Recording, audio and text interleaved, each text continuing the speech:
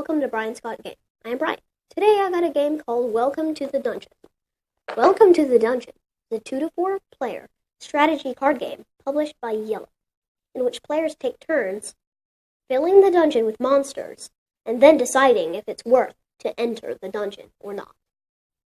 Welcome to the Dungeon was released last week, but don't let this small box fool you. There's a lot going on in this very fun micro game. So, let's check it out, and I'll show you how to outsmart your opponents and to have no fear when the monsters call. Welcome to the dungeon. To begin setup, you take the 4 character cards and randomly choose one.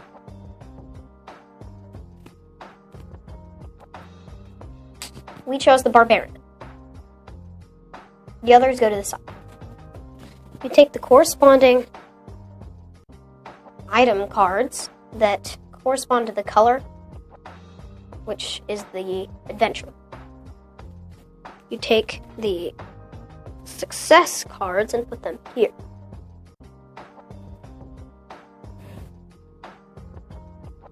And you put the dungeon cards here. Each player gets a player aid. Players take turns flipping over cards and looking. You will keep these secret, but I'll show you what some of them look like.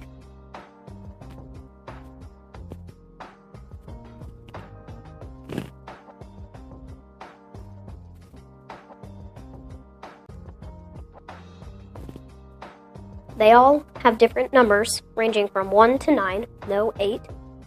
The smaller ones with less power levels, and then the higher ones more deadly with higher numbers.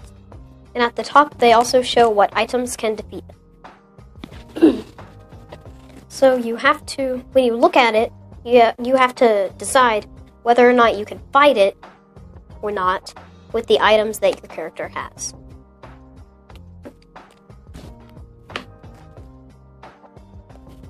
Play continues until one player decides that they do not want to go into the dungeon. At that point, they take the dungeon card, they put it down, and choose one of these to take, and they would not have during the dungeon phase. If there is multiple players, you will keep playing until there is only one person left. Then they will be forced to go into the dungeon. During the dungeon phase, the players add up the hit points, which would be 11, and start flipping over monsters. If a player has a card, an item that can defeat the monster, then the monster is dead. If they don't, then they have to subtract the hit points from their health. You can hit golems. And once an item is used, it can continue being used. Hit points taken out.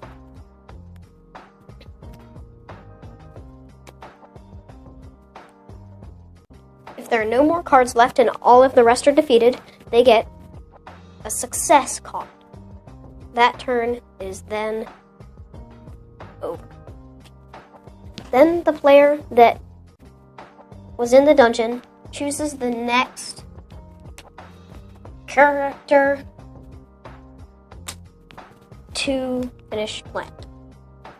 All of the corresponding items go off to the side.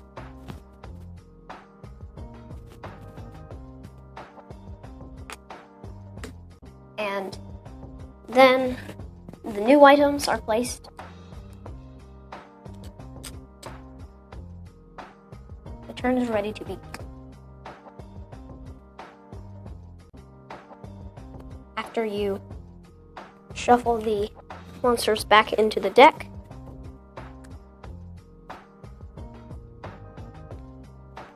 can begin. Notice that all of the items are different, and that the mage has different hit points, but the total is exactly the same.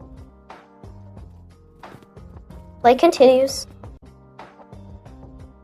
and players continue putting it down until one person chooses to not go in. Then the next person is forced after picking one of these. This would take out 6 hit points. It's a very powerful item. Then the dungeon phase happens again. They don't have a torch. 5 hit points. So you can take it from the hit points. Now he has 4. 2. He has the Holy Grail, which defeats numbers with even numbered strength. So another one defeated. 6, also even numbered. And a 9. He cannot take it out, so he dies. But he has one that says, if all monsters in the dungeon are different, you win the round, even if you lose. Well, we have a 1, a 2, 6, and a 9. The player that got this wins anyway. If this player had not made it out alive, then they would have flipped their player aid over to the red side. And if that is done, if they die twice, then they're disqualified from the game. They lose. However, if you get 2 success cards, you win. I've got my dad here for a parent's opinion. I think the components are pretty good. The cardboard